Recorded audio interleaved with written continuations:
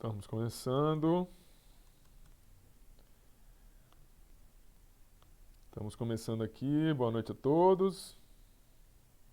Estamos começando aqui com a Ângela, com a Cibele, com o Gabriel, com o José Vitor, Maria Eduarda, Priscila, Rafael, Vanete, Wesley. Boa noite. Deixa eu compartilhar aqui a tela.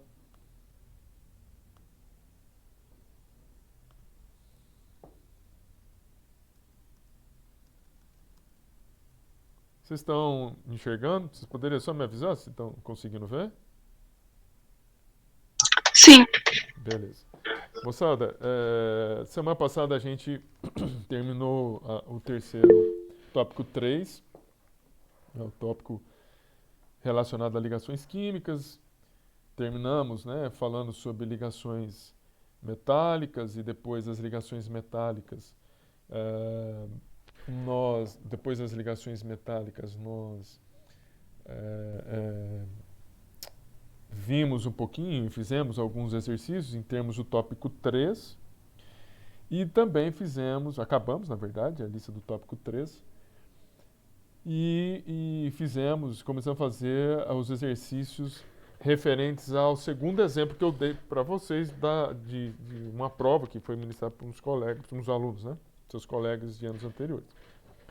Falta ainda 2 exercícios à prova, vou fazer esses 2 exercícios e daqui a pouco a gente vai entrar no tópico 4, ok?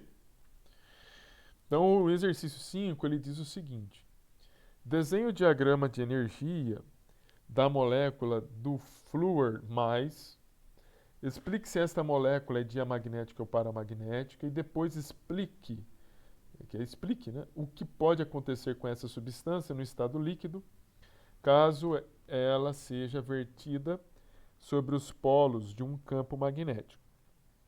Escreva a configuração dos orbitais moleculares dessa molécula e informe qual é o orbital molecular de maior energia preenchido, que é o HOMO, e o de menor energia vazio, LUMO. Informe também qual é a ordem de ligação, informe também qual que é a ordem de ligação dessa molécula. Deixa eu já abrir aqui, caso a gente precise consultar. Só um minutinho.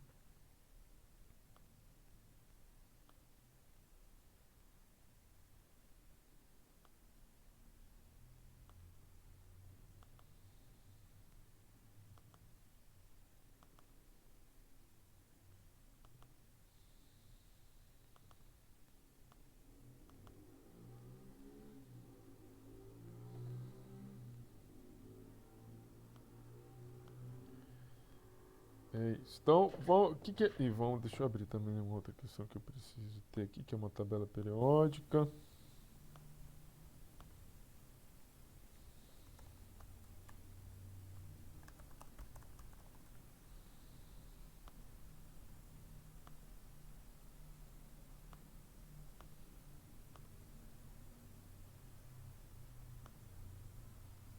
Muito bem. Nós estamos falando do flúor F2+. Não sei se vocês estão conseguindo. Estou achando que essa tabela está pequenininha para vocês. Deixa eu achar uma maior aqui para vocês. Peraí.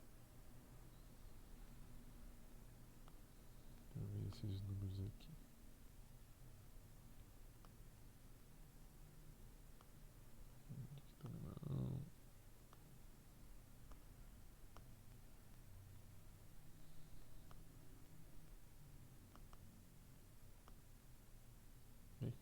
Essa é a vida. Nós vamos trabalhar com o flúor. Número atômico, não sei se estão conseguindo enxergar, é 9. É esse que a gente vai trabalhar para fazer a distribuição eletrônica do flúor. Lembrando que aqui é uma molécula F2+, mas o átomo é o flúor. Então a gente vamos fazer primeiro a distribuição eletrônica do flúor. Z igual a 9. Deixa eu ver se tem aquela figurinha aqui para fazer a distribuição eletrônica.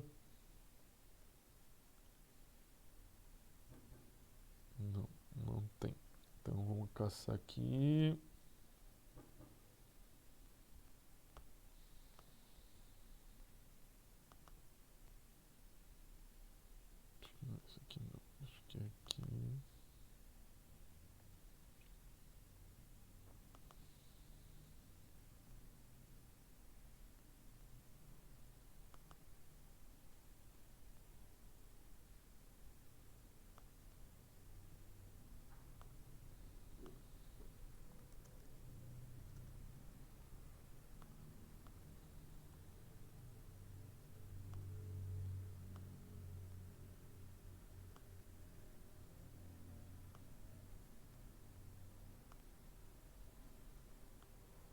Então vamos lá, fazer a distribuição eletrônica.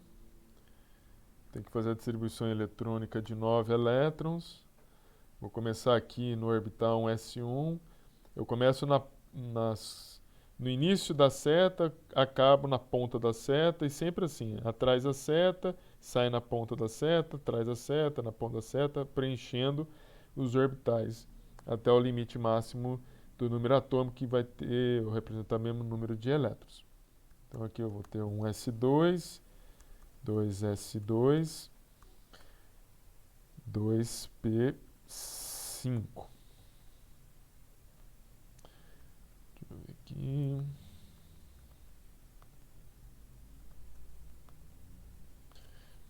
Bem, então nós temos a camada de valência do flúor é a camada 2.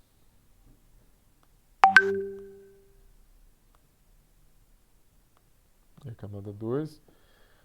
E vamos montar, ou vamos contar o total de elétrons que nós temos aqui. Veja, nós temos uma molécula que tem 2 átomos de flúor, né? Então, eu tenho aqui, contabilizando na camada de valência, eu tenho 7 elétrons. Ops. Eu tenho 7 elétrons.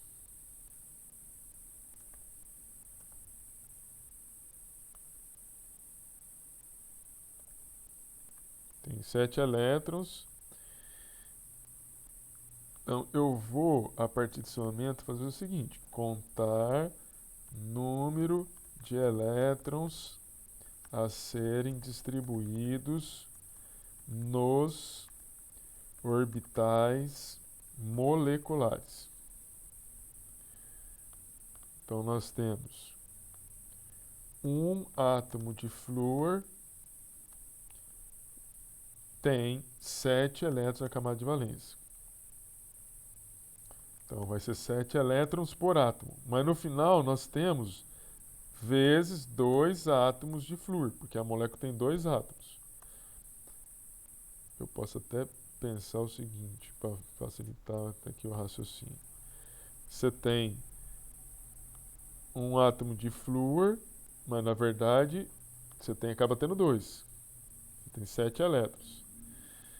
Só que eu tenho 2. E eu vou aqui subtrair um elétron. Por que eu vou subtrair um elétron? Porque a molécula tem carga positiva. Eu tenho que considerar essa carga positiva. Então, como eu tenho que considerar essa carga positiva, menos um elétron.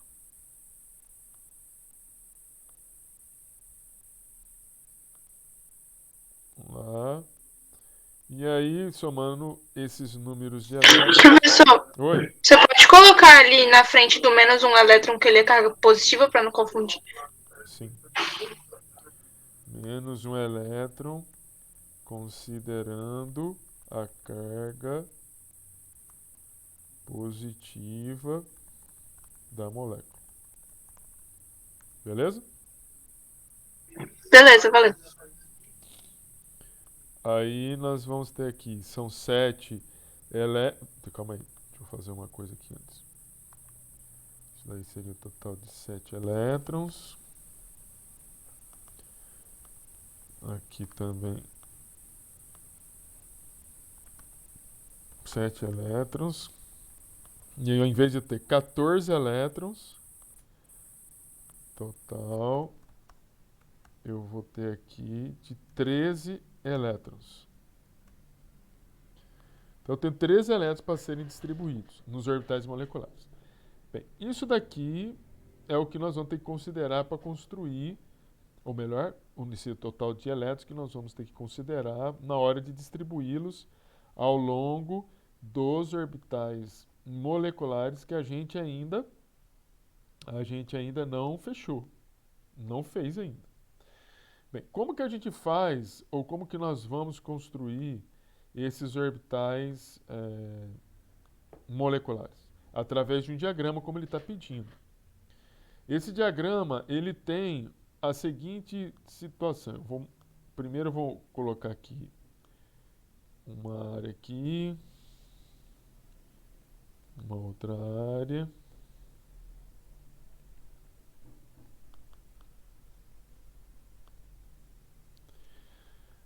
Aqui, do meu lado esquerdo, eu vou ter o átomo de flúor. Aqui do meu lado direito, eu vou ter um outro átomo de flúor. Aqui no meio, eu vou ter a molécula F2+. F2+.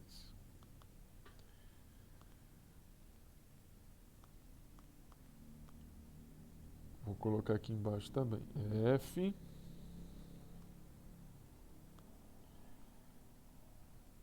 F. F2+. Veja, nós temos na molécula de flúor uma camada de valência que tem orbitais S e orbitais P. Os orbitais P são degenerados, então são 3 orbitais, e o orbital S é um orbital só. Então, nós vamos aqui colocar no lado esquerdo e no lado direito, que veja que nós estamos considerando apenas os elementos, colocar a representação desses orbitais. Então, eu vou colocar aqui um orbital S, aqui, e um orbital P, que é mais energético do que o orbital S, eu vou colocar aqui.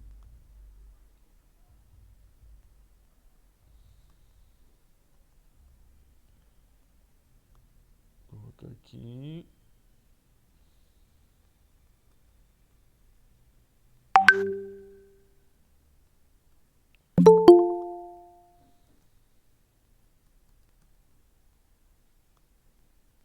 E aí, só um minutinho.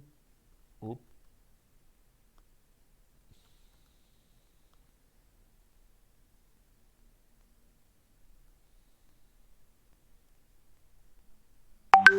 Eu tenho 3 orbitais, P e um orbital S. Antes disso, deixa eu ver se eu consigo.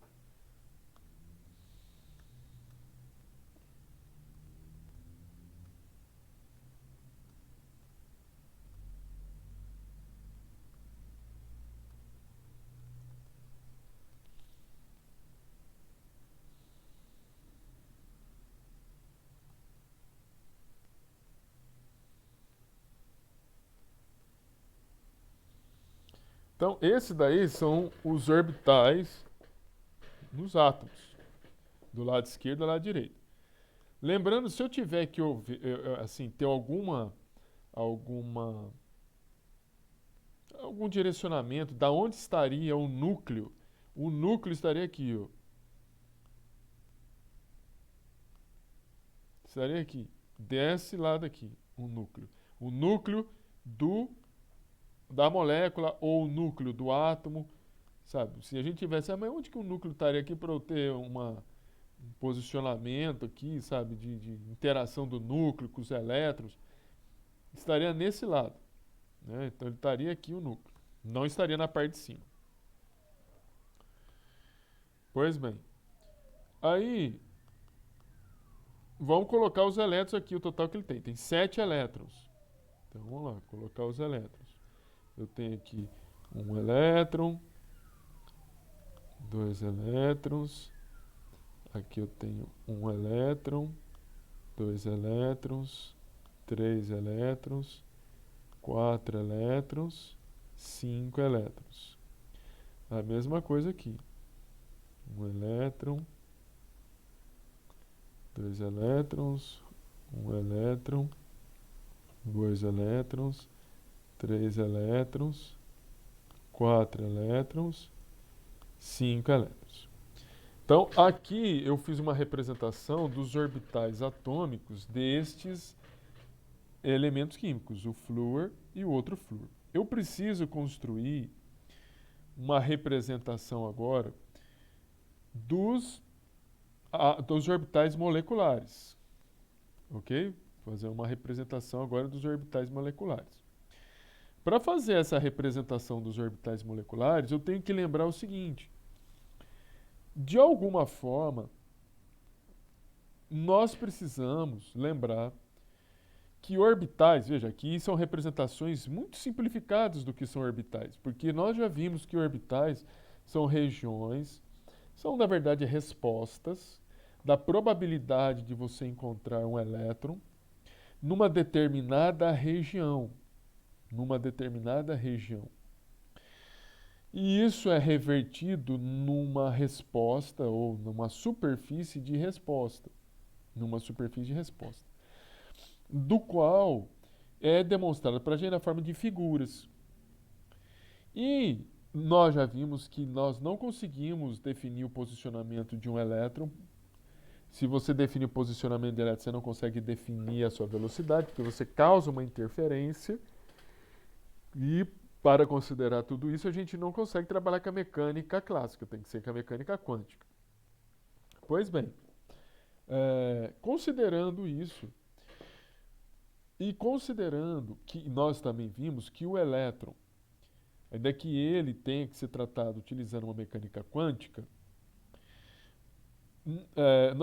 na mecânica quântica você trata o elétron como onda, porque o elétron tem propriedade de onda e tem propriedade de partícula. Como propriedade de onda, o elétron e onda é uma função matemática. Você acompanha a movimentação do elétron por meio do quê? Por meio da sua movimentação no espaço na forma de onda. Onda, nós vimos que ondas podem apresentar interferências construtivas e destrutivas. Quando você soma as ondas, você tem interferências construtivas, quando você subtrai as ondas, você tem interferências destrutivas. Para que nós possamos criar os orbitais moleculares, nós precisamos somar e subtrair orbitais atômicos. Veja que aqui, nas minhas representações, eu tenho 4 orbitais de um lado aqui do flúor, outros 4 orbitais do lado do flúor. Eu preciso somar e subtrair esses orbitais e no total eu vou ter que ter um total de 8 orbitais moleculares. Porque, como vocês estão vendo, nós temos um total de 8 orbitais atômicos e precisamos ter, então, 8 orbitais moleculares. Se os orbitais eles somam e se subtraem, ou seja, você tem interferências construtivas e destrutivas, para formar ou mostrar esse diagrama de orbitais moleculares, eu vou fazer as representações aqui dos orbitais moleculares, somando e subtraindo esses orbitais, e somando e subtraindo esses orbitais. Então, quando eu somo, por exemplo, começando a... Professor, Oi. Por que 8 orbitais atômicos? Porque eu tenho aqui, de um lado, 1, 2, 3, 4 orbitais atômicos, 1, 2, 3, 4 orbitais atômicos. A molécula, ela tem 2 átomos de flúor. Então, ela tem os orbitais de um átomo e tem os orbitais de um outro átomo. Como eu estou fazendo orbitais moleculares para uma molécula de 2 átomos, eu vou ter que somar o total de orbitais atômicos, que vai me dar o total de orbitais moleculares. Beleza? Beleza. Então, para que a gente possa criar orbitais moleculares que contribuam para formar a ligação dos elementos na molécula e também contribuem para que sejam afastados, eu vou ter que somar e subtrair esses orbitais. Quando eu somo os orbitais, eu estou falando de uma interferência construtiva. E essas interferências construtivas, elas causam uma estabilização da molécula. Então, os orbitais moleculares acabam tendo menos energia do que os próprios orbitais atômicos. Então, ele sempre vai estar num nível energético abaixo. Aqui são partindo, eu coloquei um núcleo aqui, mas na verdade é para a gente ter um direcionamento de que o nível de energia dos orbitais cresce de baixo para cima, ok? Aqui eu teria uma representação aqui são níveis de energia, né, que a gente está falando, e isso aqui então seriam níveis de energia saindo de baixo para cima. Isso significa que esse orbital S, eu não coloquei, desculpe. Aqui é um orbital 2s, aqui é um orbital 2p. aqui em orbital 2s, aqui em orbital 2p. Então, vocês vejam que o orbital 2p tem mais energia que o orbital s. E veja, quanto mais distante do núcleo, mais energia o orbital tem. Bem, como eu falei para vocês, preciso construir os orbitais moleculares que estão aqui no meio. Como que eu vou fazer isso? Primeiro somo, depois subtrai os orbitais. Quando eu somo os orbitais, eu vou criar orbitais moleculares que vão ter níveis de energia menores em relação aos orbitais atômicos. Então ele tem que estar mais abaixo do que onde estão esses dois risquinhos. Então eu vou colocar aqui mais abaixo. Um risquinho aqui mais abaixo representando os meus orbitais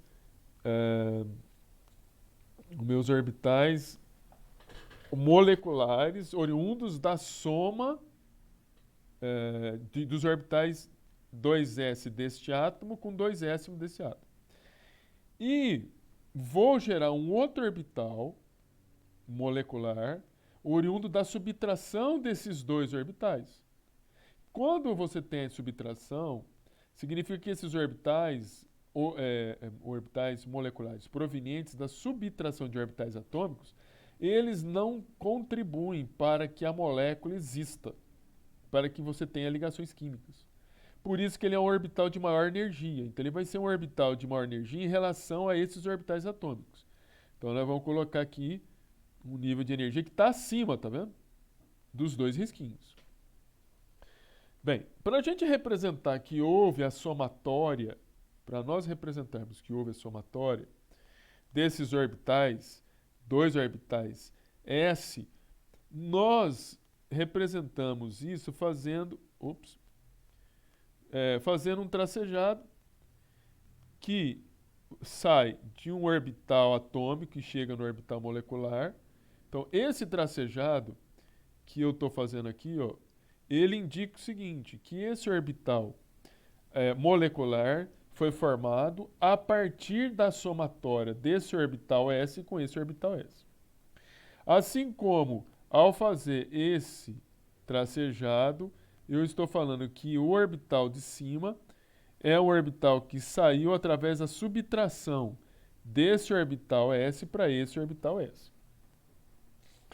Esse orbital de menor energia, que é um orbital molecular, ele é chamado de um orbital sigma, que tem esse símbolo, letra grega, e que é um orbital ligante.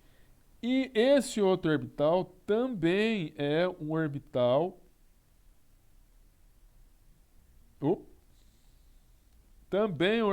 sigma. Só que ele é sigma, chamado de sigma antiligante. Por que que ele é chamado de antiligante? Porque ele é obtido a partir das interações de subtração dos orbitais atômicos. Como que a gente vai saber isso, professor? Você só olha o seguinte, se tem asterisco ou não. Se tiver asterisco, significa que o orbital ele é um orbital antiligante. Se tem asterisco, é antiligante. Se não tem asterisco, ele é ligante. Se ele tem asterisco e for antiligante, esse orbital não contribui para que haja uma ligação entre os átomos. Bem, isso é em relação aos orbitais 2s. Nos orbitais P, nós sempre, é sempre isso, porque as moléculas, a gente só vai trabalhar com moléculas que tenham a molécula simples. Moléculas de substância simples, ou seja, moléculas formadas por um único elemento químico. Nos orbitais P, um orbital de um átomo vai se combinar com outro orbital de um outro átomo e vai formar uma ligação sigma também. Enquanto dois orbitais P vão se combinar com outros dois orbitais P, formando orbitais π. Esses orbitais π são orbitais onde você pode ter ligações π. Os orbitais sigma podem ser utilizados para formar ligações simples. Veja, particularmente para oxigênio, flúor, lembrando que oxigênio e flúor, oxigênio e flúor, são elementos químicos, os elementos mais eletronegativos, sendo o flúor o mais eletronegativo, mas no caso o oxigênio, o flúor, o neônio também, eles são elementos químicos o orbital sigma proveniente da combinação de um desses orbitais, ao invés deles terem uma energia menor do que os orbitais moleculares π, eles vão acabar tendo uma energia maior. Bem, primeiro eu vou fazer o desenho e aí já comento por quê, tá bom? Então eu vou ter aqui um orbital de menor energia, que vai ser um orbital π, e como o orbital π ele é obtido pela combinação de dois orbitais p de um com dois orbitais p de outro, mas lembrando que eu tenho que ter os orbitais antiligantes, então eu vou colocar aqui os orbitais antiligantes, e aqui os orbitais antiligantes, deixa eu só fazer um negócio que tem que estar um pouquinho mais para baixo.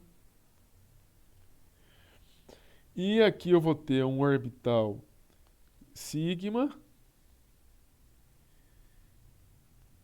E aqui eu vou ter que ter um orbital sigma ligante. E aqui eu vou ter, nessa parte de cima, um orbital sigma antiligante. Deixa eu só fazer aqui uma representação. Isso aqui, eu vou colocar desse lado. Isso aqui vai ser um orbital π. E isso aqui vai ser um orbital π antiligante.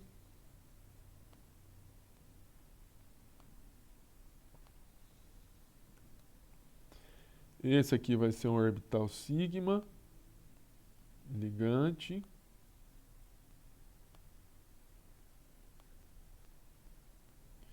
E aqui vai ser um orbital sigma antiligante.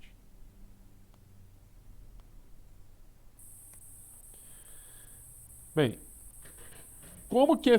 Primeiro, por que não aconteceu igual aqui no orbital S?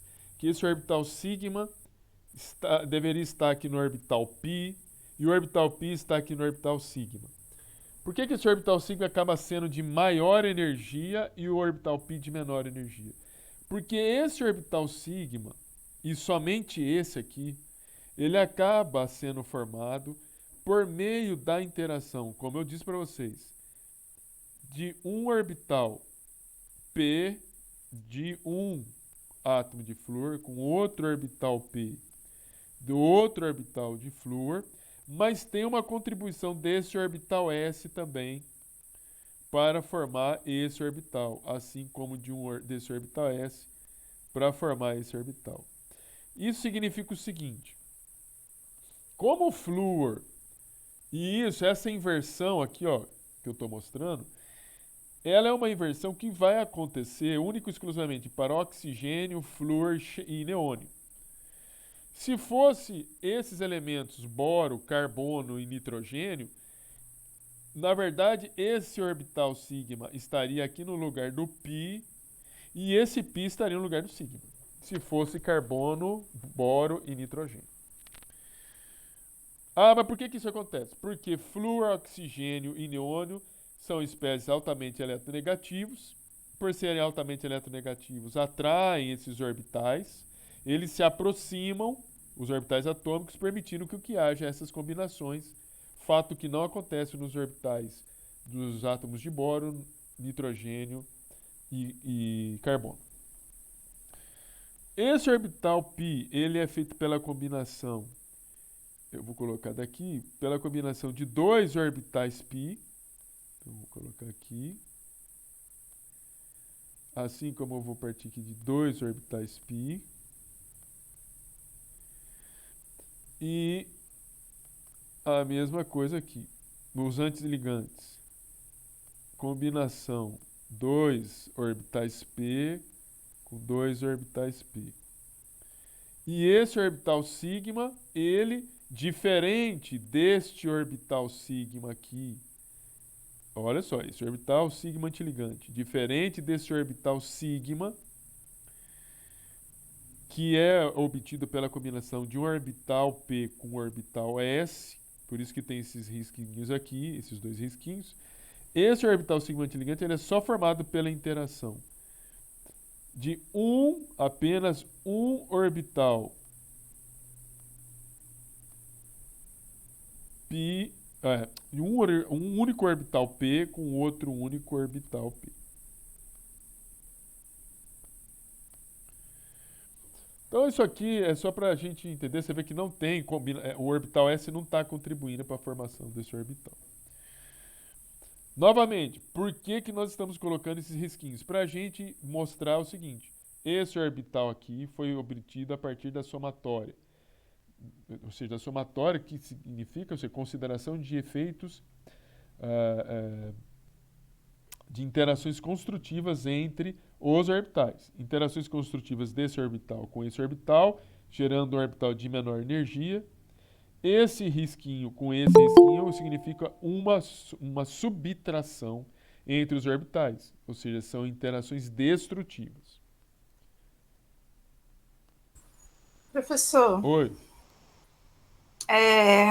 eu queria perguntar sobre o orbital antiligante, entendeu? Pois não, pode falar. Por que ele se forma se a intenção do átomo é se ligar? E como que ele funciona? Ele atrapalha a ligação, é isso? Ele é formado, o orbital antiligante ele é formado por causa da questão da mecânica quântica, que considera, da mecânica quântica, na verdade, por considerar as propriedades de onda. Os elétrons são ondas. Então, como as ondas podem ter interferências construtivas e destrutivas, quando você soma as ondas, essa somatória contribui mais para a formação da molécula e as antiligantes, ou seja, as antiligantes onde você tem uma subtração das ondas, que são as interferências destrutivas, elas contribuem menos para a formação da molécula. Menos. Então, contribuir menos significa o seguinte, veja, eu estou mostrando em termos energéticos. Você vê que em termos energéticos esse orbital é mais energético do que o orbital atômico? Mas ele está aqui, você está entendendo?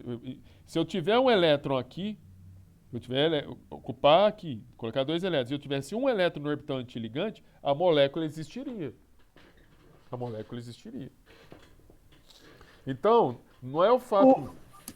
Assim, professor, mas então, como que eu vou saber se a contribuição de um orbital antiligante ela é tão significativa assim para que uma molécula não exista? Para a gente responder isso, a gente tem que fazer a conta da ordem de ligação, que eu já vou fazer para vocês. O número da ordem de ligação que vai dar para vocês se a participação desses orbitais antiligantes é tão extensa a ponto de que a molécula não exista. Porque, como eu vou saber isso? Se a ordem de ligação for igual a zero, a molécula não existe. Significa que a contribuição desses orbitais antiligantes é tão grande que a molécula não vai existir.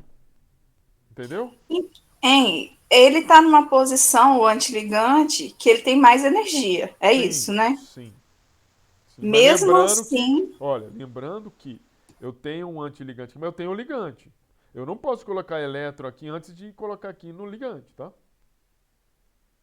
então vai... tá certo. Vai elétron também no antiligante.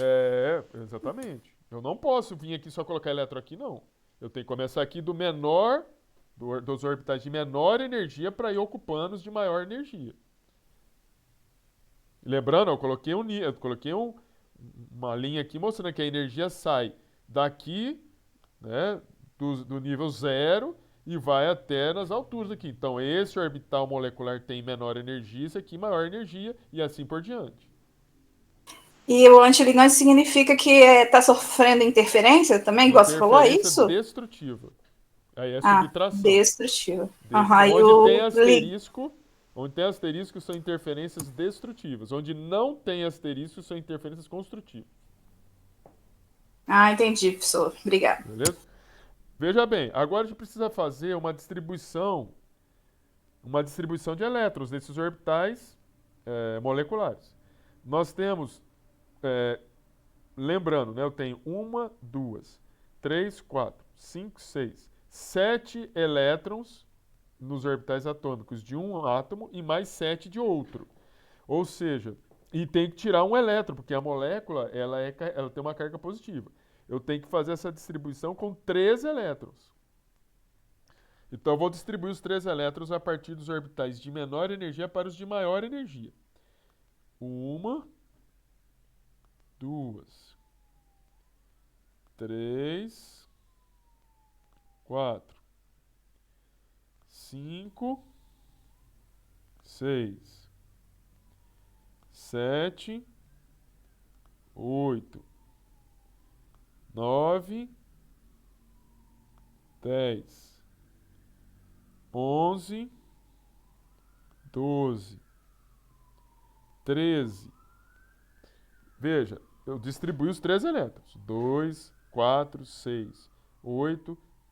Putz, era melhor que eu tivesse feito com outro. Desculpa, gente.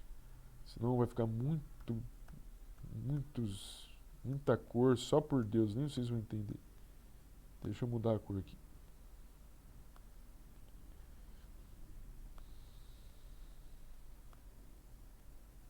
Uma, 2, 3, 4, 5, 6, 7, 8, 9, 10, 11, 12, 13. Então, distribuí os 3 elétrons. E aqui eles pedem para que nós possamos, além de fazer o diagrama, a gente possa fazer a distribuição eletrônica dos orbitais moleculares. Bem, vamos aqui fazer a representação aqui dessa distribuição. Eu tenho 2 elétrons nesse orbital, 2 elétrons nesse orbital, eu tenho 4 elétrons nesse orbital, eu tenho 2 elétrons nesse orbital e tenho 3 elétrons nesse orbital. Então eu tenho que escrever isso. Distribuição eletrônica. Distribuição eletrônica de um orbital sigma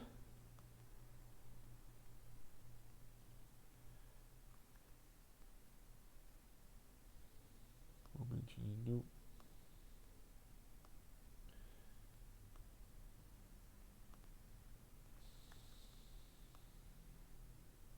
Um orbital sigma, depois um orbital π,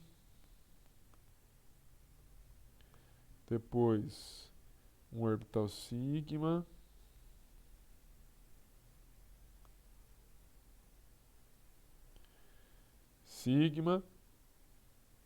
não, espera aí, errei. Um orbital sigma, depois o orbital sigma antiligante, sigma antiligante, π. Eu já coloco os asteriscos, gente. π. Depois sigma antiligante, π. Sigma de novo.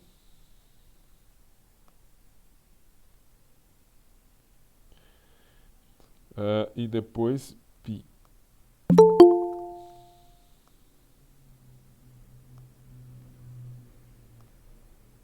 Agora deixa eu colocar os asteriscos. Aqui é um sigma.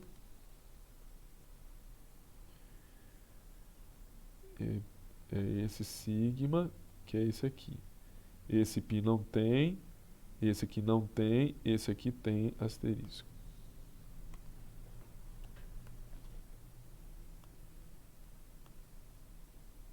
Sempre começa a contar de baixo para cima? Sempre. Porque de baixo para cima, eu estou levando em consideração os orbitais. Os orbitais de menor energia para os orbitais de maior energia. Vamos lá. Aqui E sempre da direita para a esquerda, então. Também. Sempre da esquerda para a direita, para ocupar os elétrons. Tá. Eu vou colocar aqui, 2 elétrons. Por que 2 elétrons? Porque eu tenho 2 elétrons aqui, nesse orbital. O próximo, 2 elétrons. Aqui, 2 elétrons. colocar aqui em cima. 2 elétrons. Ele fica aqui do ladinho, né?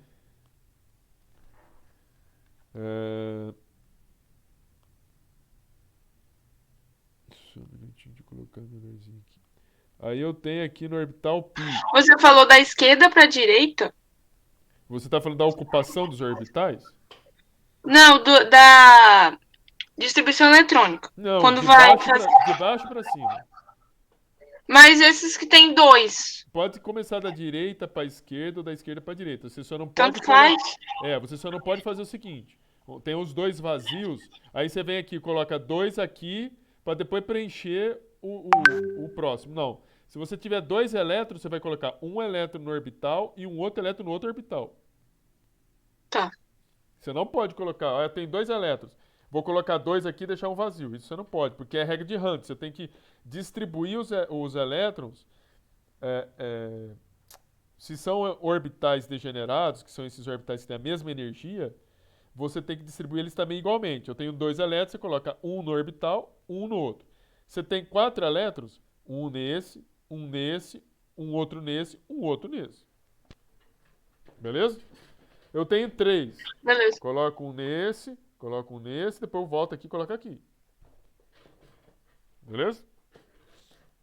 Preenchimento, então, para não errar, é sempre da esquerda para a direita. Sempre da esquerda para a direita. Quando tem elétrons com 2 ou 3 orbitais juntos. Esse orbital molecular π, que é esse aqui, ó, tem 4 elétrons. Então aqui são 4 elétrons. Esse orbital sigma, que é esse orbital aqui, tem 2 elétrons. E esse orbital π antiligante, que é esse aqui, tem 3 elétrons. Então, essa é a distribuição eletrônica.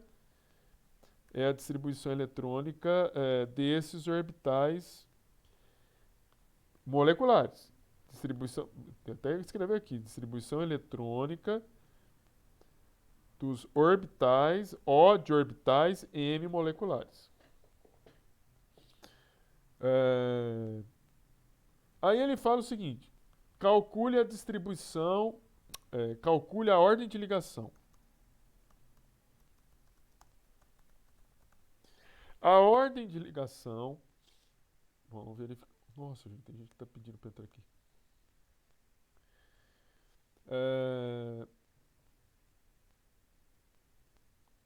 Deixa eu só encontrar aqui a ordem de ligação.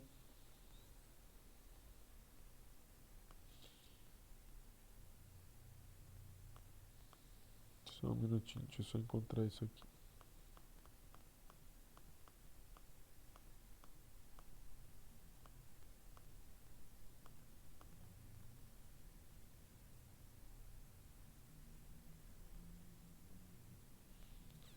Ordem de ligação. Olha aqui.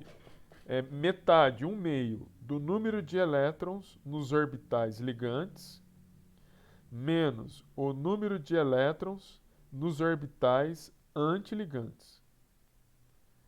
Então é uma equação que a gente vai ter que usar aqui, ó. Ordem de ligação, ela é igual a 1/2 do número de elétrons em orbitais ligantes menos número de elétrons em orbitais antiligantes. Isso nos orbitais moleculares. Então, a ordem de ligação vai ser igual a 1/2 número de elétrons em orbitais ligantes. Deixa eu ver aqui. Bem, não precisa olhar, posso olhar aqui na distribuição. 2 mais 4, 6, 7, 8 elétrons. 8 elétrons em orbitais ligantes. 2 com mais 4, 6, 7, 8 elétrons. Menos número de elétrons em orbitais antiligantes. 3 mais 2, 5 elétrons. Bem, 8 menos 5, 3. 8 menos 5, 3. 3,5. 3,5. Veja, primeira coisa. Esse número não é o número 0. Se ele fosse o número 0, significa que essa molécula não existiria.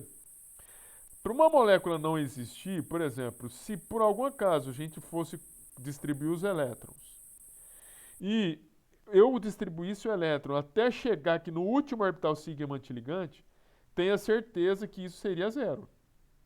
Esse número seria zero. E significaria o seguinte, do mesmo jeito que eu tenho orbitais ligantes, eu vou ter o mesmo número de orbitais antiligantes, então do mesmo jeito que eu tenho orbitais que contribuem para os átomos estarem ligados, eu vou ter o mesmo número de orbitais que faz com que os átomos se afastem. E aí, na somatória de tudo, a molécula não existe. Compreenderam aí? Então, aqui é o seguinte. Como a ordem de ligação é diferente de zero... É diferente de zero, a molécula F2+, é possível de existir, ou é passivo de existência.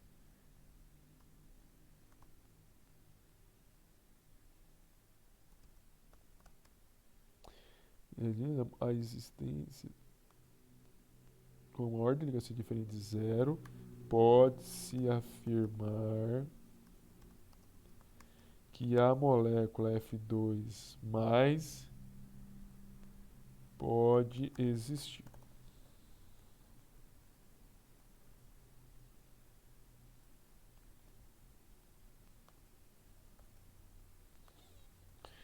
Aí ele perguntou também, vamos ver aqui. Escreva a configuração dos orbitais moleculares. Já fizemos e informe qual que é o orbital molecular de maior energia, preenchido HOMO, e de menor energia, LUMO. De maior energia, preenchido, é esse aqui, ó. Esse é o orbital de maior energia. Então, como esse orbital preenchido é o orbital preenchido de maior energia, eu vou... Deixa eu ver o que acontece aqui. Sexto. Aqui eu vou ter um orbital preenchido de maior energia. E aqui eu tenho um orbital vazio de menor energia. Porque a gente está como referência de menor energia, porque acima disso aqui, olha... Veja, eu estou falando orbital vazio de menor energia, porque eu posso ter orbitais vazios acima desse daqui, que tem maior energia. Esse orbital, que é de maior energia com elétrons, é chamado de HOMO, que é, em inglês aí, esse nome... começando da direita para a esquerda, é o orbital molecular ocupado de maior energia. E esse aqui é chamado de LUMO. Em inglês significa orbital molecular desocupado de menor energia. Ô, professor, mas é maior energia com referência à última camada? Isso, aqui, Ou... exatamente, ó. É o de maior energia em relação ao primeiro orbital molecular. Mas ele não tem mais energia. Olha aqui, não. Olha aqui. Não, tô confundindo. Verdade. O mais energia é mais longe do núcleo, né? Isso. Tá, confundi agora. Valeu. O LUMO, que é de menor energia, ele é de menor energia mesmo em relação ao núcleo. É porque depois desse aqui vazio, ainda tem outros vazios aqui para cima. Beleza? Por isso que ele fala orbital molecular desocupado de menor energia. Vazio. Tá?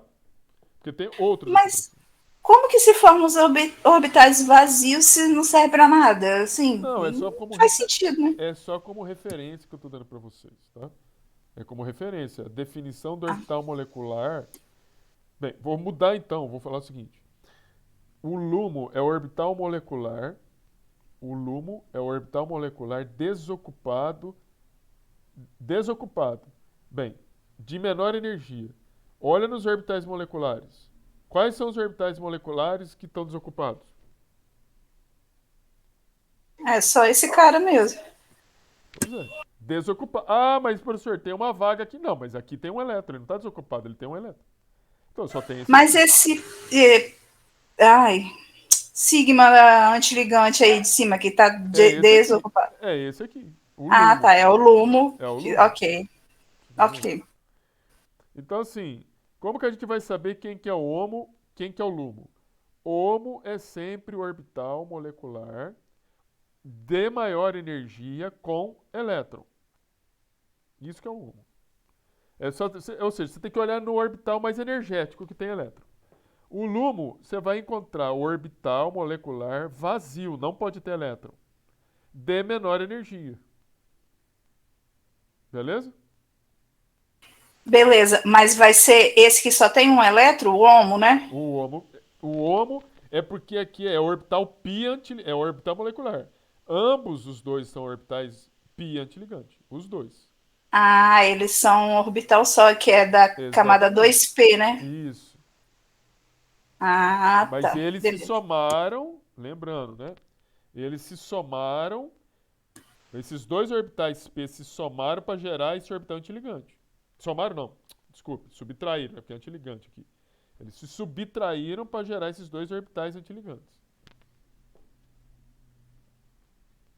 Ok. Obrigada aí. Claro. Aí, mas por que esse negócio de homo, lumo? Porque, veja, gente, essa diferença de energia aqui, essa diferença aqui, ó.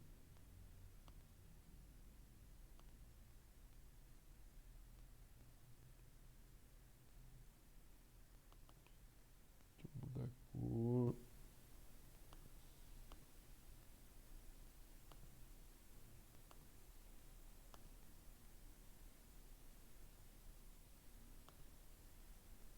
Ficou bom.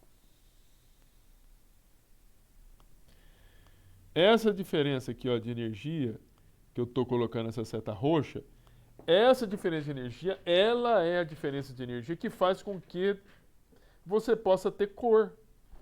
Cor nos alimentos, cor nas roupas. Porque o elétron, sabe, é uma diferença de energia que lhe dá que dá a possibilidade de você ter a existência de fogos de artifício. Lembra que eu falei para vocês que os elétrons têm que é, é, sair de um nível de menor energia para um nível de maior energia? Ele sai sempre na teoria dos orbitais moleculares, ele vai sair do homo para o lumo. Beleza? Beleza. Ele pediu ainda para a gente, explique se essa molécula é diamagnética ou paramagnética. Bem, diamagnetismo e paramagnetismo, se você tem elétron sozinho, como você tem aqui, esse elétron tem um movimento em torno do seu próprio eixo. Esse elétron que tem um movimento em torno do seu próprio eixo, esse elétron que tem seu movimento em torno do seu próprio eixo, ele gera um campo magnético. Ele é carga e toda a carga em movimento gera um campo magnético. Não existe nenhum outro elétron junto com ele que possa, tendo um movimento contrário, gerar um campo magnético contrário para anular esse campo magnético. Então, essa molécula vai possuir um campo magnético dela resultante, que vai poder interagir com um campo magnético externo. Então, é provável que essa molécula, F2 mais no estado líquido, que ela poderia aderir aos polos de um eletrodo, aos polos de um ímã, aos polos de um campo magnético externo. Então, nós vamos escrever isso. Primeiro, nós vamos colocar o seguinte. A molécula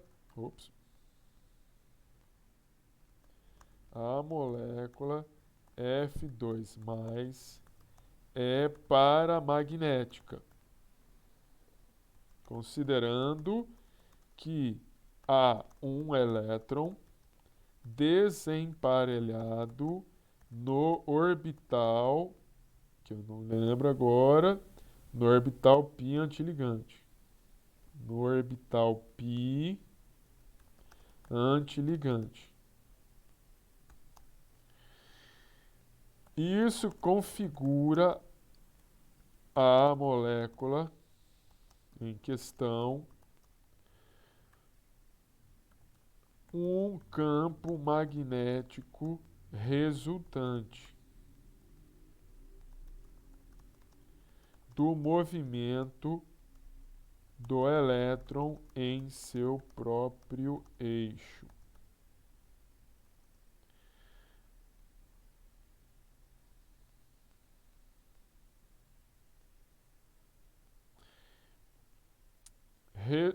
Molécula em questão, campo magnético resultante do movimento do elétron em seu próprio eixo, possibilitando que a molécula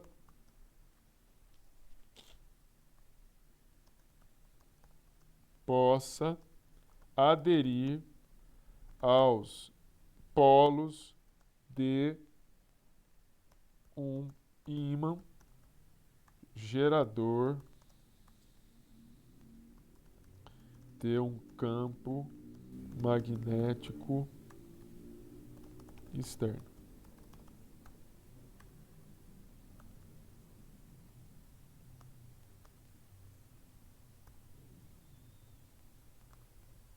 Alguma dúvida nisso, gente? Então, essa questão é isso, é desenhar, falar o que é ohmo, o que é o lumo, fazer a distribuição eletrônica, fazer aqui os desenhos representando as somatórias, subtrações e gerações de orbitais sigma e sigma antiligantes e pi e pi antiligantes. Fazer um cálculo de ordem de ligação, se a ordem de ligação for zero, não existe a molécula. Se ela for diferente de zero, se nós tivermos apenas um elétron, tá, gente? Veja a diferença de você trabalhar com uma teoria de ligação, de valência. Na teoria de ligação de valência, eu preciso ter sempre pares de elétrons. Aqui, na teoria dos orbitais moleculares, se eu tivesse um único elétron aqui, um único, eu não preciso ter um par de elétrons. Um único elétron já permitiria ter a molécula. Beleza? E, por fim, a molécula é paramagnética, porque ela tem um elétron aqui desemparelhado. Esse elétron desemparelhado vai gerar um campo magnético resultante, que permite a essa molécula F2+, se ligar ou aderir a um polo de um ímã gerador de um campo magnético externo. Deixa eu só acertar aqui.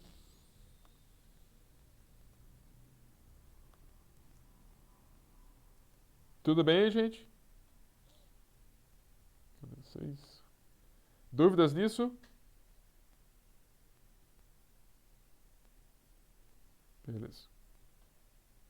Não, não é não. Depois a gente conversa a prova. Depois que a gente fazer o intervalo, não dá pra fazer a prova não. Amanhã não. Pode comemorar, não vai dar prova amanhã não.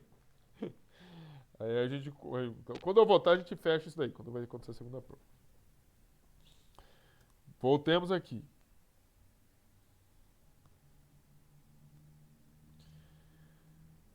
Última questão.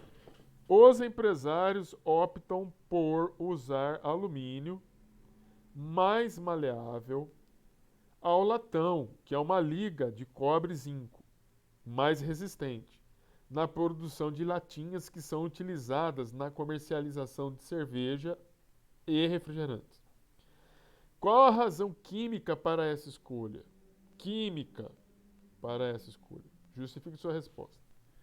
Nós vimos que os elementos metálicos se ligam por meio de um modelo em que nós temos átomos distribuídos espacialmente, na forma de núcleos, como tivéssemos núcleos positivos espalhados tridimensionalmente, mergulhados no mar de elétrons. Por que esse mar de elétrons? Porque os elétrons de valência dos metais encontram-se em orbitais vazios. Ou seja, tem muito orbital vazio nesses metais. O fato de você ter na camada de valência orbitais vazios permite com que esses elétrons possam saltar de um orbital para outro. E isso traz uma propriedade para os metais, de ser maleável, de maleabilidade, de você conseguir deformá-los sem quebrá-los. Quando você insere outros elementos dentro de um retículo cristalino, eu tenho um elemento que é cobre e coloco zinco, você permite com que ligações covalentes possam ser realizadas com alguns átomos e isso traz uma configuração de resistência. Você diminui a maleabilidade. Fica ruim, por exemplo, para você trabalhar em confeccionar uma latinha trabalhando com uma liga do que trabalhar só com alumínio, porque o alumínio é mais maleável, gasta-se menos energia do que você trabalhar com latão. Para aqueles que são, né, da minha geração, se lembra muito bem que aí você pode colocar uns 40 anos atrás, 35 anos atrás, as latinhas eram de latão. Hoje nem dá para falar que é difícil, você não tem mais latinha de latão. Então, vamos lá. Porque, inclusive, né, acaba ficando mais caro, inclusive. Vamos lá. Professor, e não dava para amassar também, né? E Era não dava dura. para amassar. É mais resistente, gasta-se mais energia, é mais caro. Então, vamos lá. Os metais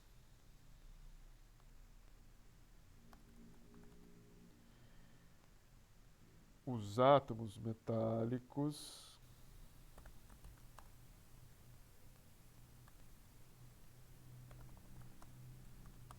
se ligam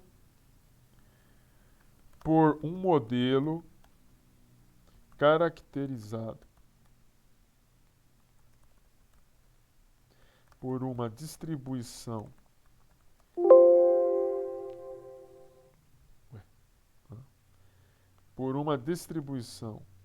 espacial de átomos positivos mergulhados em um mar de elétrons. Isso é possível pelo fato dos elementos metálicos apresentarem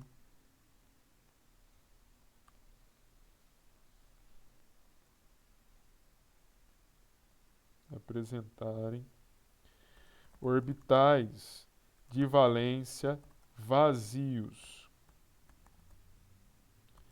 possibilitando a movimentação de elétrons. Isso configura ao metal uma propriedade de maleabilidade. Quando se insere outros elementos químicos no retículo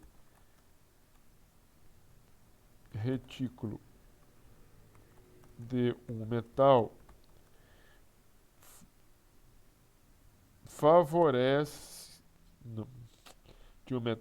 pode-se favorecer a formação de ligações covalentes que conferem maior resistência à liga metálica.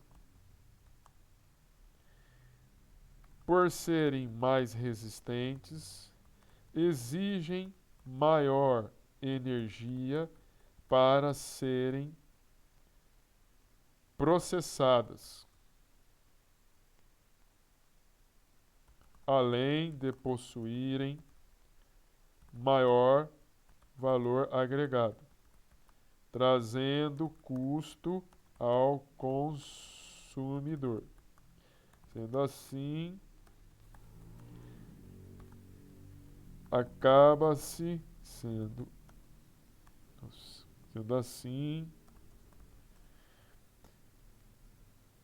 a utilização do alumínio,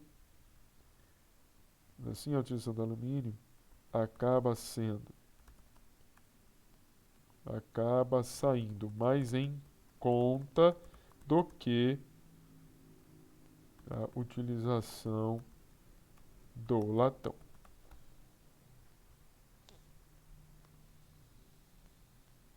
Tudo bem aí, gente?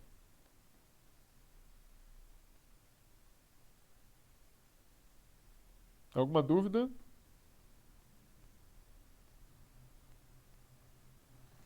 Muito bem. Então, assim, essa aí é o exemplo de segunda prova. Eu vou fazer uma prova em cima desta, né? E depois, quando a gente retornar, a gente fala, quando a gente vai fazer a prova, a gente marca esse negócio. Não vou fazer a prova amanhã, não tem como. Acabamos agora de fazer a resolução, não faz sentido isso. Aí a gente vê se marcamos para a semana que vem ou para quando vocês quiserem. O que eu vou fazer agora? Vou iniciar o penúltimo tópico, que é um tópico que tem, a gente vai falar um pouquinho só de definição do que é ácido e do que é base. Nós vamos ver, eu considero que é um conteúdo, assim, para que vocês possam ver a questão de nomenclatura em algumas classificações. E depois eu vou falar um pouquinho, acredito que ainda dê tempo da gente falar o que é mol e massa atômica. Vamos lá.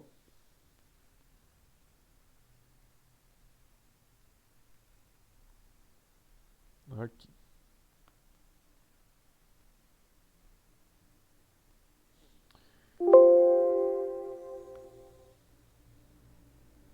Muito bem. Então, nós vamos começar aqui o tópico 4. Ele versa sobre características e propriedades das substâncias. E uma dessas características está associada com suas propriedades ácidas e básicas, ou de soluções ácidas e soluções básicas.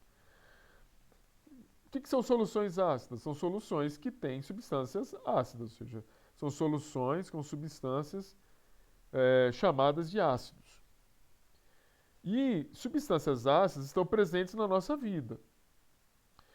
Você tem, acredito eu que a maioria de vocês já sofreram alguma picada ou mordida de formiga, né, uma picada de abelha.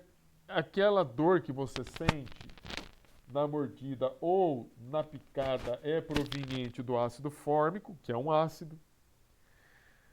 A laranja, ela tem ácido cítrico. O limão tem ácido cítrico. A maçã tem ácido málico. O refrigerante tem ácido fosfórico. O vinagre é ácido acético.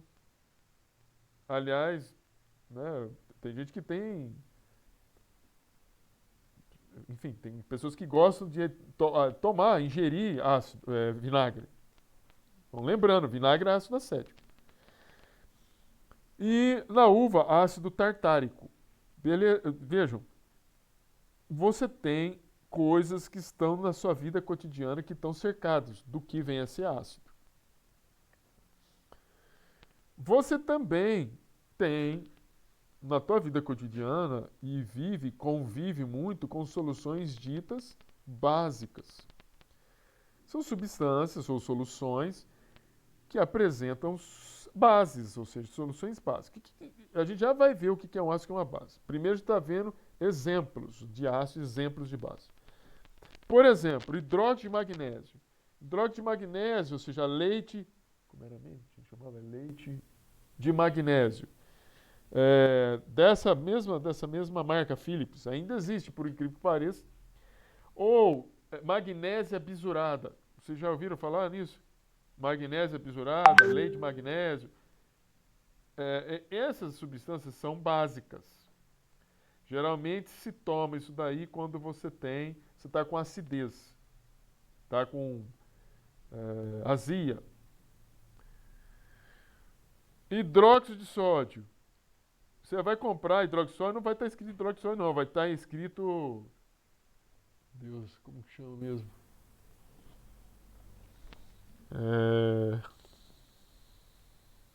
Água rasa, não. Esqueci o nome comercial, gente. Me ajuda aí, universitários. Tiner. Soda cáustica. Soda cáustica. Obrigado. Não é tiner não, moçada. Tiner é um composto orgânico, tá? Tiner,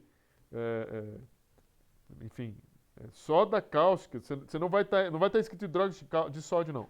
Vai estar escrito soda cáustica. Toma cuidado. Toma cuidado, porque geralmente soda cáustica é um hidroxódio. Geralmente ele vem na forma de lamelas fininhas, fininhas, fininhas, que você coloca em água, dissolve rápido. O processo de solução do hidroxódio, ele é exotérmico, libera energia, então aquece. Você sente que esquenta. Tá? Mas é algo que o pessoal utiliza muito para desentupir, os antigos, tá? Utilizam muito para desentupir duto, né? Tubos, canos. Coloca a soda cáustica, aí o beleza ainda aquece a água fervendo e aí joga a água fervendo no cano. E sai de cima do buraco do tubo, do cano, porque vai vir um vapor que ele pode... Bem, o espertinho aqui já fez isso. Eu tenho uma panela em casa que está toda marcada, viu? Mancha a panela. Terceiro, hidróxido de amônio.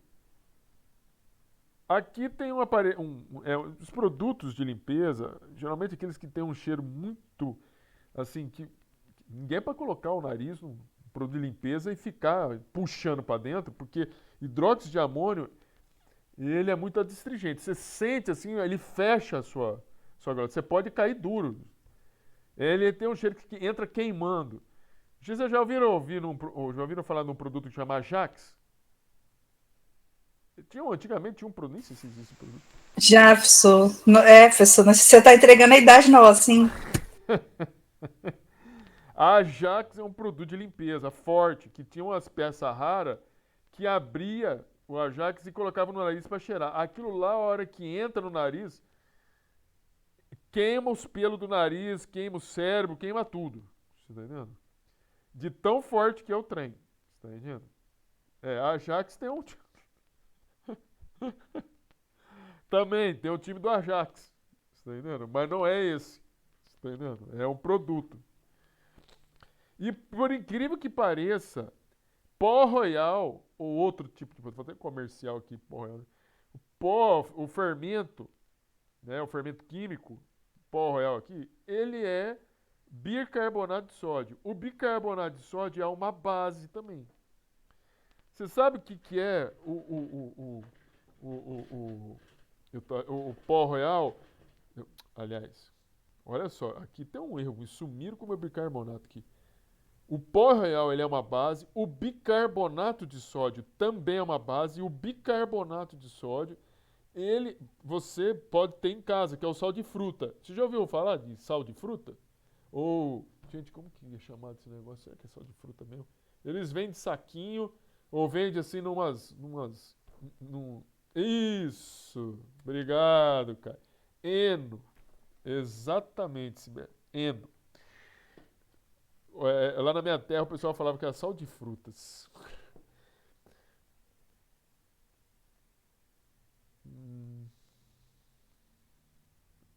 Sim, Caio, com certeza. É feito para isso, para fazer o bolo ficar fofinho.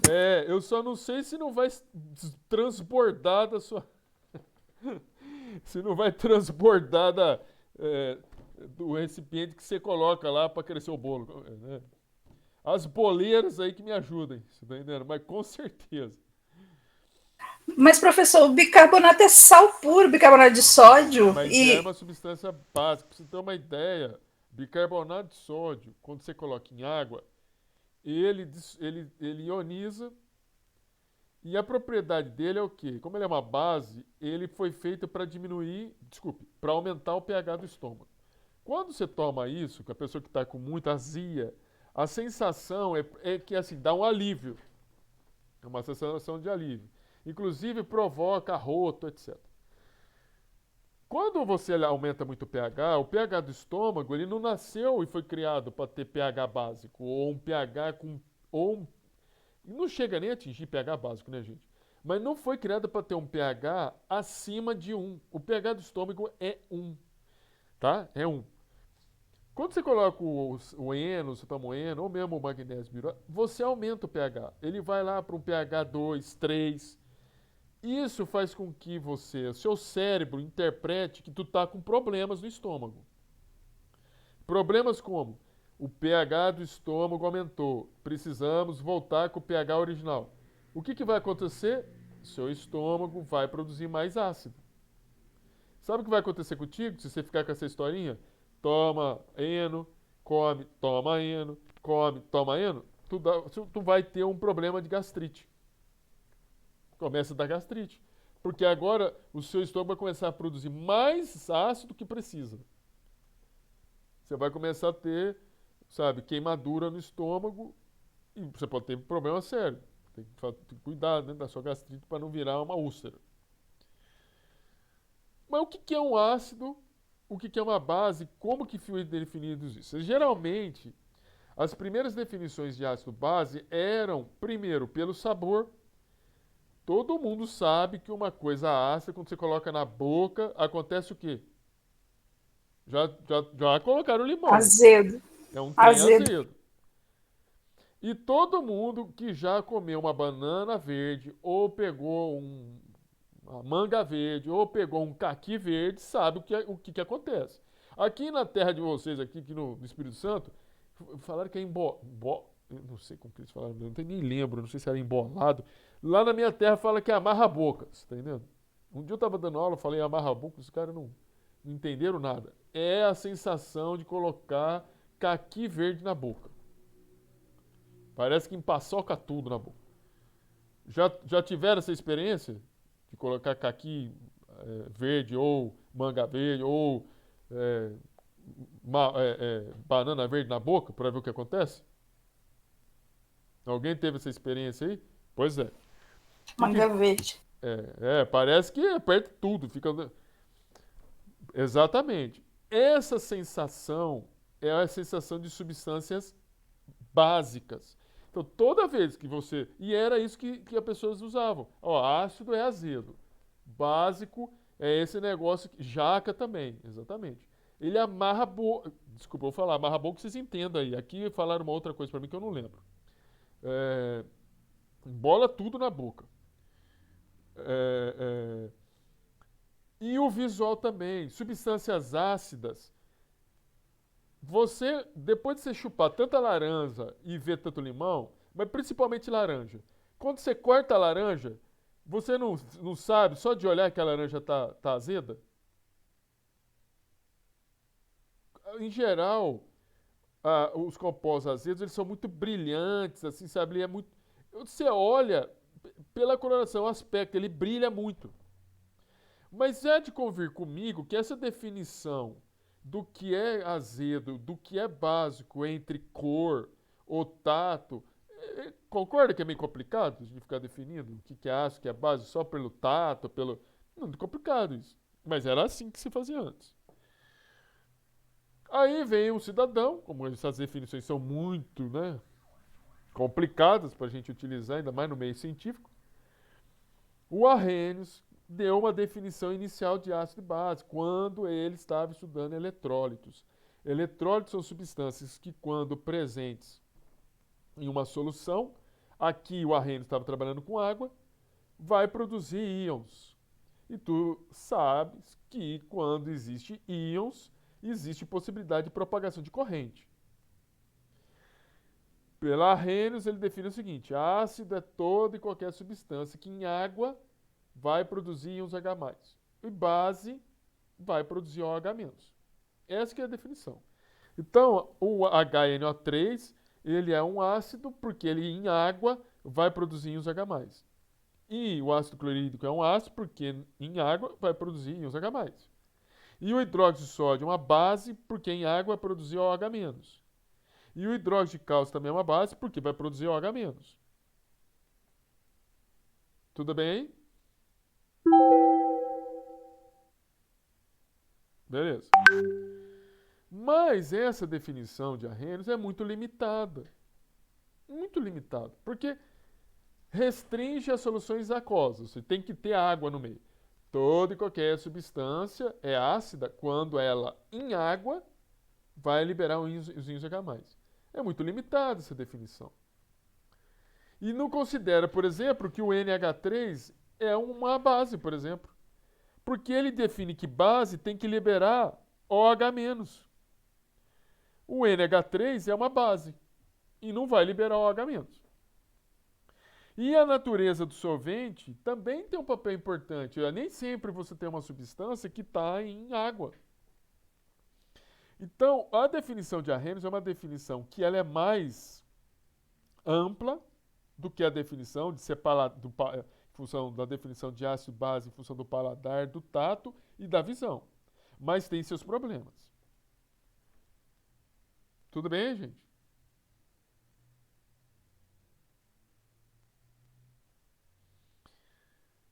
Pois bem, aí vem uma outra definição. Uma definição do Bronsted e do Lowry. Eles definiram, ou acabaram, com a restrição de que ácido e base, para nós definirmos, deveria acontecer, ou deveria estar presente, água. Deveria acontecer, ou deveria ocorrer na presença de água. Eles definiram o seguinte: ácido é toda qualquer espécie capaz de transferir um próton H+ para outra espécie, para outra substância. E base, qualquer espécie capaz de receber um próton de uma outra substância. Então, olha aqui, olha. O ácido clorídrico, quando está em meio aquoso, ele transfere um próton H+ para a molécula de água. Se ele transfere um íon H+, significa que ele é um ácido. Se a água absorve esse íon H+, recebe, ela é uma base. Veja que na definição de Arrhenius, não existe essa questão de transferir. Não tem nada que transferir, é apenas liberar íons H+. Essa definição de Bronsted e Lowry é uma definição um pouco mais abrangente do que de Arrhenius, porque não leva em consideração mais água. E outra, percebe, ele começa já a incluir o NH3 como base, porque aqui eu tenho uma reação entre o ácido clorídrico e NH3, gerando NH4+, Cl-, onde o ácido clorídrico vai transferir um próton para o NH3, então é um ácido, e o NH3 absorve esse íon H+, é uma base. Acontece que essa reação, assim como muitas outras reações, são reações reversíveis. E por serem reações reversíveis, o NH4+, pode sim doar um próton, ou seja, um íon H+, para o Cl-. Se o NH4+ pode doar um próton, ele é um ácido. Se o Cl- pode receber um próton, ele é uma base. E daí, André? Daí que você acaba tendo um par ácido-base, que a gente chama de ácido par ácido. Nós chamamos de um par ácido-base conjugado. Veja, o ácido clorídrico, ele transfere um próton para o NH3, então ele é um ácido. Quando isso acontece, ele vai gerar o Cl-. E o Cl-, ele tem capacidade de absorver o íon H+ do NH4+. Ele é uma base. Mas perceba, isso aqui é um par, isso aqui, ó, conjugado, ácido, base. O NH3 recebe um próton H+, por isso que é uma base. E o NH4+, gerado pelo NH3, pode transferir um próton para o Cl-. Ele é um ácido. Veja, o NH3 e o NH4 são um par conjugado base-ácido. Qual que é a informação importante disso? É que num par conjugado, se o ácido clorídrico, veja que eu tenho um par conjugado, ácido-base aqui, ó. Num par conjugado, se o ácido é forte, a base conjugada desse ácido é fraca. Se a base conjugada ela é fraca, o seu ácido conjugado vai ser forte. Então, isso vale para qualquer distância. Num par ácido-base conjugados, se o ácido é fraco, a base é forte, ou se a base é forte, o ácido é fraco. Tudo bem?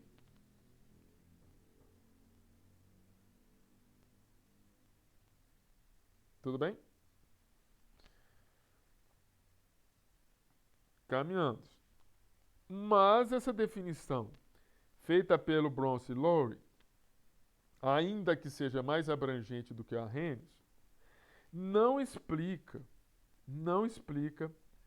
por que NH3 pode se ligar ao BCH3. Na verdade, existe a limitação do Bronce e Lowry, que ele limitou a definição de ácido e base a capacidade de transferir próton e aceitar próton. Aqui eu estou mostrando para vocês o caso de uma base que pode sim transferir próton. E aqui eu estou mostrando de um ácido que não transfere próton. E lá o Bronce e Lowry diz que um ácido tem que transferir próton. Aqui o AlCl3, ele é um ácido. E ele não pode transferir próton. Então, tem alguma coisa aqui que o Bronce e o Lowry não souberam explicar. E que quem explicou foi o Lewis. O Lewis, a definição dele não é centrada na transferência de prótons ou na transferência ou na aceitação de prótons. O Lewis passa a definir ácido e base por meio daquilo que nós chamamos de transferência de pares de elétrons e aceitação de pares de elétrons. Então, ácido é a espécie química capaz de receber um par de elétrons para compartilhar, e base é uma espécie química capaz de fornecer um par de elétrons para ser compartilhado. Então, essa reação aqui, de NH3 mais água. NH3 tem um par de elétrons. Na medida em que o NH3 pode transferir este par de elétrons para fazer uma ligação com o hidrogênio, esse NH3 é identificado como uma base de Lewis. A partir do momento em que essa água pode receber o ataque de uma outra molécula por meio da transferência de elétrons, ou seja, ela aceita a transferência de pares de elétrons a partir do ataque de uma outra molécula, ela é definida como um ácido. E nesse ataque, a base transfere par de elétrons para o próton, faz uma ligação com ele. E no momento em que ele arranca um próton, vai ficar OH-.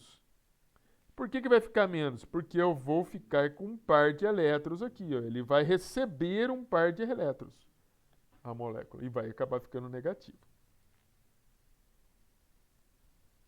Tudo bem aí, gente?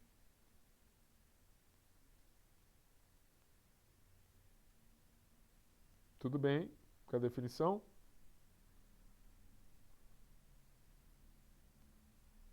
Vou falar novamente. Outro exemplo. Aqui eu tenho uma molécula de acetato. Que está interagindo com a molécula de água. Perceba o seguinte, o acetato possui pares de elétrons aqui que podem ser doados para um próton da água, um hidrogênio da água, formando uma ligação com esse hidrogênio. Então, ele é uma base. A água, por ter um próton que foi atacado por uma base e arrancou esse próton, esse ácido é entendido como aceitador de um par de elétrons, que na verdade é um par de elétrons que estava unido ao próton, que na verdade não ficou com o próton, ficou com o H, e portanto o ácido, por aceitar um par de elétrons, ele é chamado de ácido. Aqui eu tenho outro exemplo. O NH3, que já falamos que é uma base de Lewis, porque pode doar um par de elétrons para uma ligação, e o BF3. O BF3, ele possui um orbital vazio. Aqui vocês não estão vendo, mas tem um orbital vazio aqui. um orbital vazio aqui do BF3. Esse orbital vazio do BF3 permite dar a característica para o BF3 dele se ligar com compostos que possam doar elétrons para ele. E este orbital vazio vai receber esses dois pares de elétrons, formando essa molécula. Por isso que o BF3 é um ácido. Veja bem, agora eu vou mostrar em termos de orbitais por que o BF3 é um ácido. Quando você faz a distribuição eletrônica do boro e do flúor, o boro acaba tendo 3 elétrons na camada de valência, 3 elétrons na camada de valência, enquanto o flúor acaba tendo 7 elétrons na camada de valência. Perceba que o boro, na forma como ele está, ele tem um orbital na sua camada de valência que está preenchido, mas ele tem um orbital, esse orbital aqui tem três orbitais degenerados, o orbital P, e ele tem apenas um elétron. Isso faria com que o boro poderia apenas fazer uma única ligação. Uma única ligação. Só que ele está fazendo 3 ligações. Como que a gente explica isso? Só se houver um processo de hibridização. Se você pegar esse elétron do orbital S, promover ele ao orbital PY, que está aqui, eu vou liberar 3 orbitais para fazerem as 3 ligações. Cada orbital desse aqui fazer ligação com um flúor. Percebe que mesmo eu fazendo isso, o boro fica com o orbital P aqui vazio. Esse orbital vazio que dá a configuração do BF3 ser um ácido e aceitar esse par de elétrons do NH3. Tudo bem aí?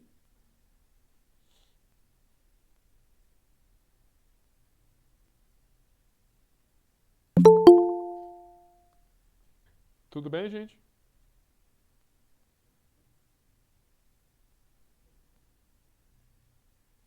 Beleza.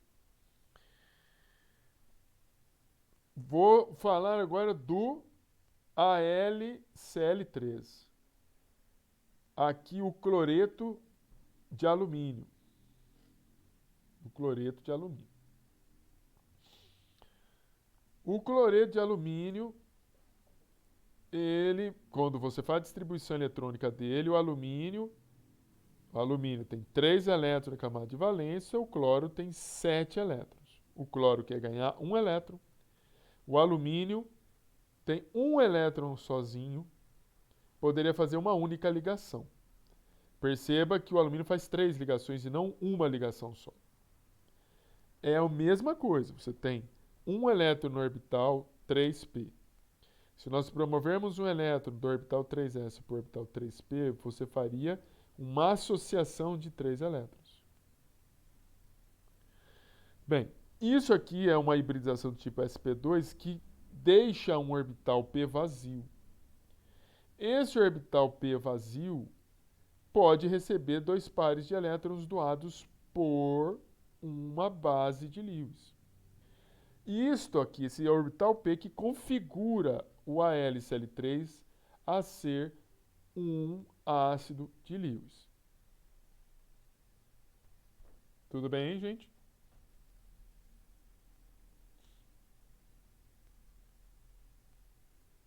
Tudo bem?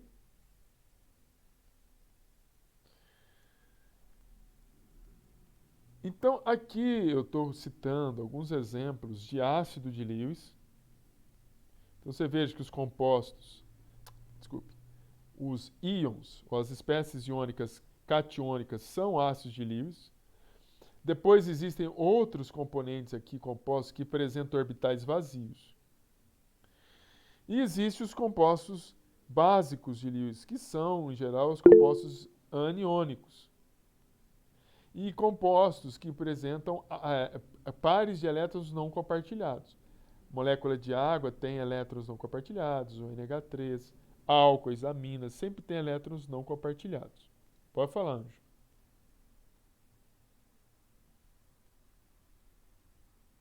Quer falar, Anjo? Pode falar.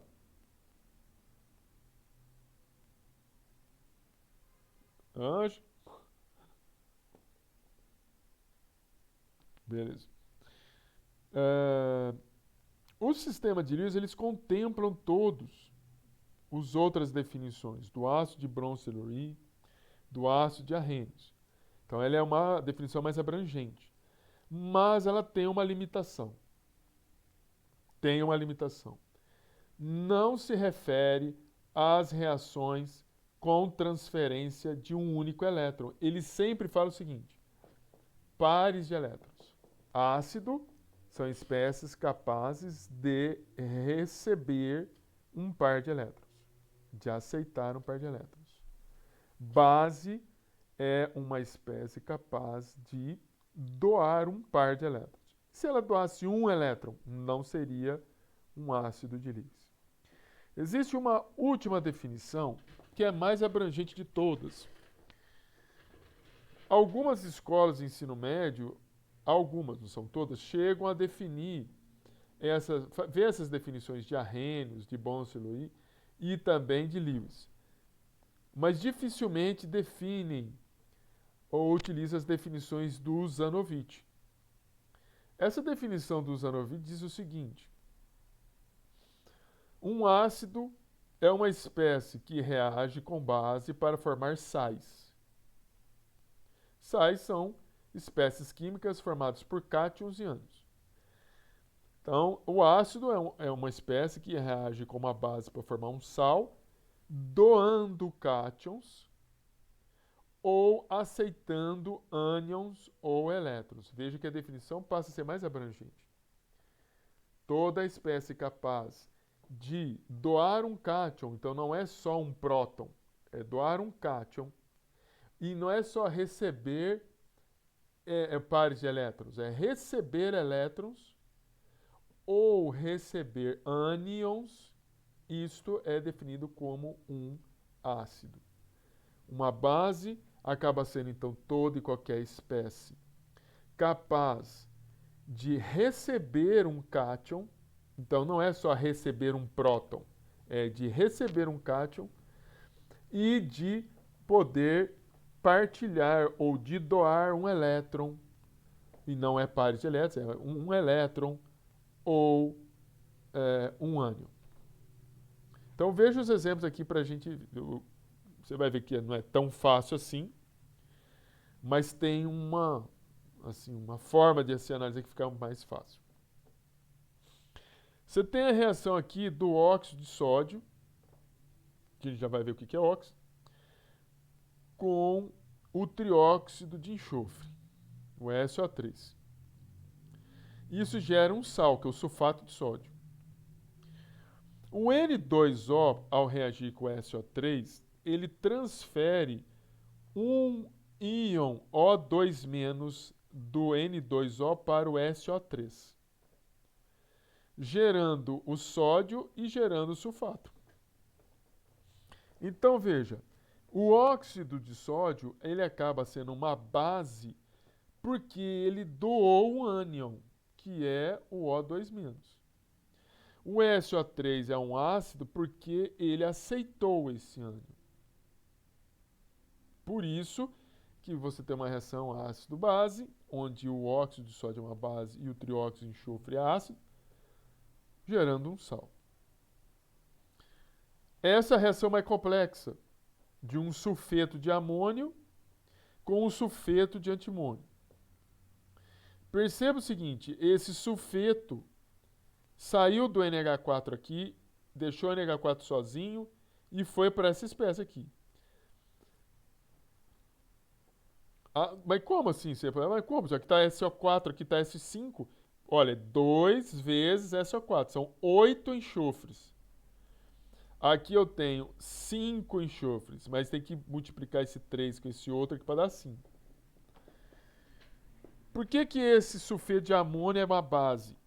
Porque esse sulfeto de amônio doou um ânion e que foi absorvido pelo sulfeto de antimônio. Por isso que ele é chamado de ácido.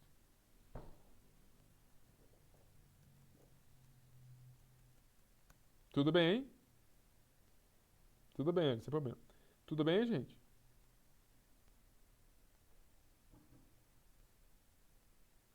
Moçada, tudo bem? Beleza. Mais exemplos. Veja essa reação aqui do sódio atômico com cloro atômico, gerando Na mais Cl-. Perceba que houve uma transferência de elétrons do sódio para o cloreto. As espécies que transferem elétrons ou transferem ânions são chamadas de base de Usanovich. As espécies que aceitam ácido. Por isso que Na é base, Cl ácido. Beleza aí? Outro exemplo. Ácido clorídrico com NH3, amônia. Ácido clorídrico vai doar um cátion para o NH3. Quando doa um cátion, que é o H+, doa cátion é um ácido. Aceitou cátion é uma base. Ácido-base, gerando um sal. Cloreto de crômio com amônia. Perceba o seguinte, a amônia recebe o cromo. O cromo é um cátion. O cloreto de crômio, ele doa o cátion para a amônia. Então, isso aqui é um ácido, a amônia é uma base, se forma um sal. Tudo bem, gente?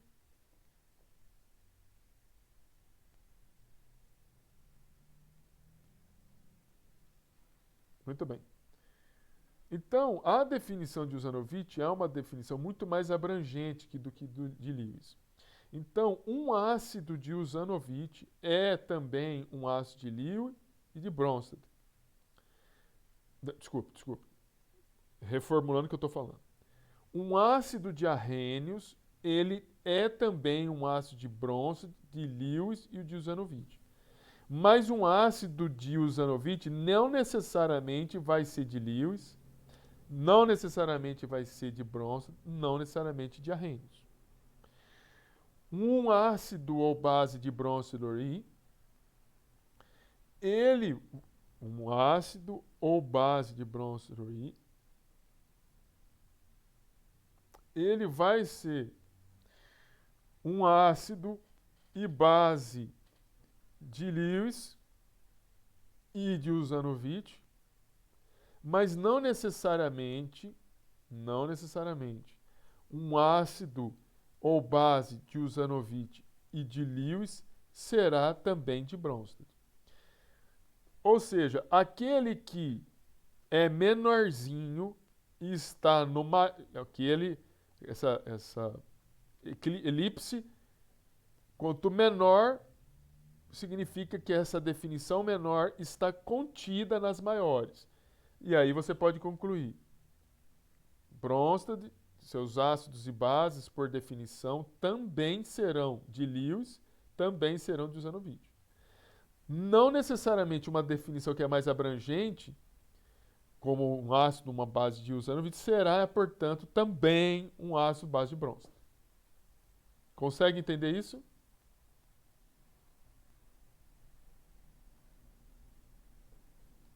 Muito. Professor, Oi. Então acabou na Usanovich, nós vamos usar, todo mundo usa essa definição aí? Não, depende. Não significa que a definição. Eu estou entendendo que você está me perguntando o seguinte: a definição do Bronsted ela está errada, então, em relação ao Usanovich? Não, ela não está errada. É uma definição limitada, entendeu? Mas é uma definição que pode ser melhor para você utilizá-la para uma explicação. De repente, para uma explicação para um aluno de ensino médio, então, às vezes você falar o que é um ácido, você está mostrando ácido clorídrico, é melhor você usar de Bronsted-Lowry, entendeu? Mas é importante você saber que tem definições que são mais abrangentes. Porque quando a gente fala em ácido, vem na nossa cabeça estrutura assim, tá entendendo? Ácido clorídrico, ácido sulfúrico. E espécies como essa aqui, que pode atuar como ácido, nunca passaria na nossa cabeça que essa espécie é um ácido. Concorda comigo? Vocês concordam comigo? Eu teria que estudar mais pouquinho para chegar nessa conclusão, né? Que aí, enfim, mostrar aqui do pra segundo elemento aí. Aqui. Só para dar. Isso aqui são espécies de ácidos. A gente vai ver daqui os nomes, né? Isso aqui é uma série de ácidos. Ah, mas por quê? Porque tem um monte de de hidrogênio aqui. Beleza? É mais fácil, à medida que a gente vai vendo o que é um ácido, e você vai conhecendo um ácido. Deixa eu voltar aqui agora. Um ácido. Percebe que todos eles têm hidrogênio? Todos eles. Olha aqui, ó. Então, na cabeça, depois que você começa a ver ácido, você acha que ácido é só essa espécie. Eu estou falando para você que não é. Ácido não é só isso. Ácido tem uma definição que é muito maior do que simplesmente ser uma espécie que gera íons H+. Beleza? Tudo bem? Entendi, obrigada. Então, assim, existem 4 definições. Essas 4 definições, você tem uma definição que é mais abrangente, mas nós podemos usar qualquer uma delas para melhor entendimento dentro de uma explicação. Eu vou parar aqui um pouco a aula, pode fazer um intervalo, daqui a pouco a gente volta, tá bom? Vamos dar uma paradinha, daqui a pouco a gente volta para falar da prova. Até daqui a pouco, hein? Aqueles que estão nos acompanhando a gravação, estamos encerrando a primeira parte.